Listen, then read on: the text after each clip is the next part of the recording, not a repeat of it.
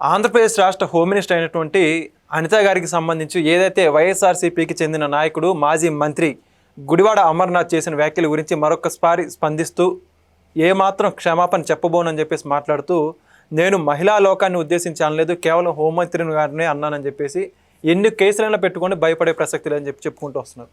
మరో పక్క చూసుకుంటేనేమో మాజీ మంత్రిగా పనిచేసిన పేర్ని నాని మాట్లాడుతూ పవన్ కళ్యాణ్ తన ఒక చిన్నారి అభిమాన్ని కలిసినటువంటి దాని గురించి కూడా వ్యంగ్యంగా మాట్లాడింది సోషల్ మీడియాలో బాగా వైరల్ అవుతుంది. మరి రెండు అంశాల గురించి పూర్తి విషయాలు తెలుసుకోవడానికి మనతో పాటు ఉన్నారు ఆంధ్రప్రదేశ్ రాష్ట్ర కంబ కార్పొరేషన్ డైరెక్టర్ అడ్స్మిల్ శ్రీనివాసరావు గారు. సార్ నమస్కారం అండి. నమస్కారం అండి. సార్ మొత్తానికి ఒక అనారోగ్యంతో బాధపడుతున్నటువంటి ఒక చిన్న అభిమాన్ని కలిసిన సంఘటన గురించి కూడా చాలా వ్యంగ్యంగా ఎటకారంగా మాట్లాడుతూ పేని నాన్ని మాట్లాడిన మాటలు సభ్య సమాజం తలదించుకుని ఉన్నాయని చెప్పి సోషల్ మీడియాలో దారుణమైన ట్రోల్ చేస్తున్నారు.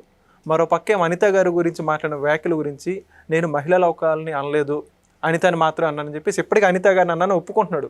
ఏ మాత్రం కేసులు పెట్టుకుని ఏం చేసేది లేదని చెప్పేసి మాట్లాడుతున్నాడు. ఏమంటారు మీరు? ఇప్పుడు బరిదిగింపుకి పరాకాష్ట అండి అది. ఎందుకంటే బరిదిగించి వ్యవహరిస్తున్నారు వాళ్ళ ఉద్దేశం నేను ఛానల్ క్రితం చెప్పాను. వాళ్ళు కొట్టించుకోవడానికి చూస్తున్నారు, తద్వారా కేసులు పెట్టి వాళ్ళని లోపల పడేస్తే సానుభూతి ఏమైనా వస్తుందేమో. వాళ్ళ క్యాడర్ అంతా కూడా చల్లా చెదిరిపోయి ఉంది. ఓకే, జగన్మోహన్ రెడ్డి ఎంత ఉత్తేజపరిచినా రప్ప అన్నా కానీ ఎవరో ఏదో గుప్పుడు మంది తప్ప మిగతా వాళ్ళందరూ కూడా ఎవరో కూడా ముందు కదలట్లా, ఎవరికి ఇగ్నైట్ అవ్వలేదు.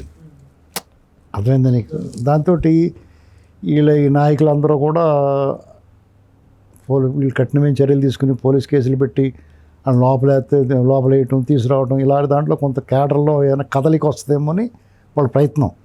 లేకపోతే చూడండి, లోకేష్ గారు జగన్మోహన్ రెడ్డికి ఒక సవాల్ విసిరాడు.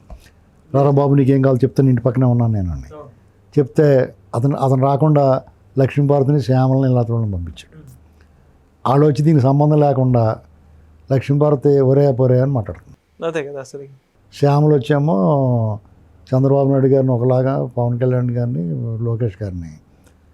శ్యామలు మాట్లాడిన మాట చూస్తే కేవలం రెచ్చగొట్టే విధంగా మాట్లాడి నువ్వు నేను నాలుగు ఎవడన్నా వత్తవా అంటాడేమో అని అంటే అది పెద్ద కేసు ఇట్టేద్దామని.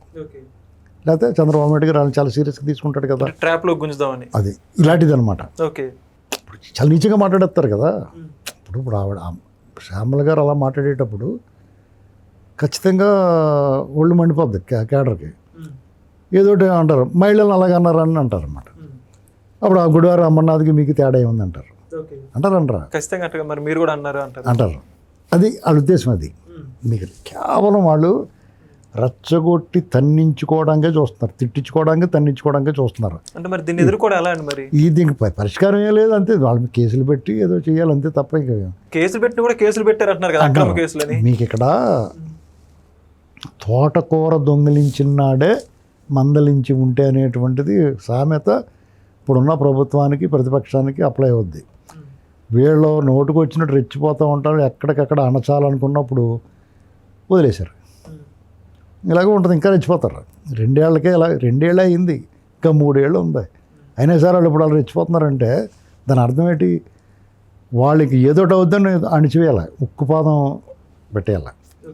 లేకపోతే గుడివాడ అమర్నాథ్ ఎంత బరిదెగింపు, లేకపోతే ఎన్ని వేల గుండెలు ఉండాలి.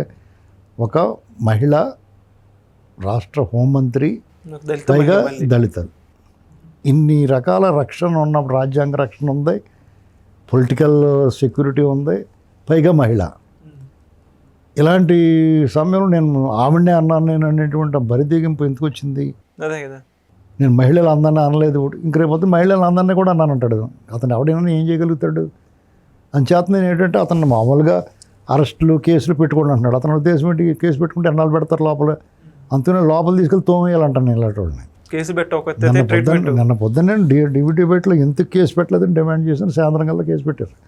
అందుకని ఇప్పుడు నేను ఇంకో డిమాండ్ ఏంటంటే ఇతను తోమాలని చెప్తున్నాను. నేను తోమితే శుభ్రంగా రుద్దేస్తే సొబ్బెట్టి తలంటేస్తే దారిలోకి వస్తారు. తెలిసి వచ్చిందంటారు అప్పటికన్నా గ్యారంటీగానే. దెబ్బకి దయ్యం తడుతుంది. అర్థమైందా? లేకపోతే అలాగే వాగుతూ ఉంటారు. ఇంకో పక్కన పేరు నాని, అంత వయసు వచ్చింది, మంత్రిగా పనిచేసాడు, ఎమ్మెల్యేగా పనిచేసాడు, కుటుంబ వారసత్వం ఉంది. పైగా కాపులు అని అంటారు కదా, కాపులు భుజం వేసిన కాపు అంటారు కదా. పవన్ కళ్యాణ్ కానీ కాపులు ఐకాన్ కింద చూసుకుంటారు కదా. ఇవాళ అతను ఒక మంచి సూపర్ మెగాస్టార్ పవర్ స్టార్గా అతనికి బోలెడు మంది అభిమానులు ఉంటారు. అందరూ చిన్నారి అభిమాని. నేను పవన్ కళ్యాణ్ చూడాలనుకున్నాడు. అది సహజంగానే పిల్లల్లో ఆ క్రేజ్ ఉంటుంది. అతను ఒక దీర్ఘకాల రుగ్మత, ఒక అనారోగ్యంతో ఉన్నాడు. నేను పవన్ కళ్యాణ్ గారిని చూడాలనుకున్నాడు. అదేదో వీళ్ళ దగ్గర చేర్చారు ఎవరో. ఆయన స్పందించి నేను వస్తున్నాను రా బాబు అని చెప్పి వచ్చి ఆయన పరామర్శించి పలకరించి కాసేపు కూర్చుని ఆ చిన్నారి కళలో ఆనందం చూసి ఆ కుర్రోడు చాలా ఆత్మసంతృప్తి చెంది మానసికంగా ఎంతో బలవంతుడు అవుతాడు. కోరుకున్న పెన్నిది దగ్గరికి వచ్చాడు. అతనికి ఒక బహుమతి ఇచ్చాడు. అతను చాలా ఉపశమనం ఆ పిల్లవాడికి. అంత మంచి పని చేస్తే నువ్వు మెచ్చుకోలేవు, నోరు మూసుకొని ఉండాలి కదా. అదే అంశం ప్రస్తావించుకో. దాన్ని దారుణంగా వ్యంగ్యంగా మాట్లాడితే అతను ఏం చేయాలి? వీళ్ళు మనిజ్యానం ఎత్తారా, పశువులా? ఏ రకంగా చూడాలి? రాజకీయాలు ఉంటాయి, విమర్శించుకోవచ్చు, ఒకసారి జయాపజయాలు సహజంగా ఉంటాయి. ఇవాళ వాళ్ళు గెలిచారు, రేపు మీరు గెలవచ్చు. అసలు ఇది అర్థం ఉండాలి కదా రాజకీయం. జగన్మోహన్ రెడ్డి లాంటి నీచ్ కమ్యూన్కి మీరు ఎలాంటి మాటలు అతను ఒత్తాసుగా ఉండడం అంటే మీ వాల్యూ పోతుంది. మీరు ఏదనుకుంటున్నారు, జగన్ సూపర్ అనుకుంటున్నారు కాదు, మీకన్నా అతనే నీచుడు. మీ వాల్యూ పోగొట్టేసుకుంటున్నారు. ఇలాంటి మాటల ద్వారా మీరు కూడా థర్డ్ గ్రేడ్కి వెళ్ళిపోయారు. వీళ్ళు కేరళ సినిమాల్లో షకీలా ఉండేది కదా, ఆవిడ అవమానించట్లేదు, కానీ ఆవిడ సినిమాలు కొంచెం ఈ అడల్ట్ సినిమాలు కలెక్షన్ కోసం అలా తయారయ్యారు వీళ్ళు. ఏదో జనాలను ఆకర్షించడం కోసం ఇలా అగ్రెసివ్గా మాట్లాడి ఇలా నెగిటివ్గా మాట్లాడితే జనాలు ఆకర్షించవచ్చు అనుకుంటున్నారేమో. చీ అంటున్నారు అందరూ. గుడివాడ అమర్నాథ్ని పట్టుకుని అతనికి ఎస్సీ కమిషను జవహర్ గారు ఆదేశాలు వెళ్ళి కేసు పెట్టమని, మహిళా commission SC ST atrocity case పెట్టాలా, రాష్ట్ర ప్రభుత్వం మళ్ళీ ఇంకో కేసు పెట్టాలి ఒక హోంమంత్రిని లాగా అన్నందుకు. ఎస్సీ కేసు రాష్ట్ర హోంమంత్రి అన్నందుకు, మహిళ అన్నందుకు అతను బయట రాకూడదు.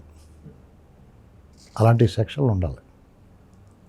ఇక జనమే చెప్తారు సమాధానం. పేరు నాని ఇలాంటివాడికి వాళ్ళని ఎంత చీ అన్నా సిగ్గులేదు వాళ్ళకి.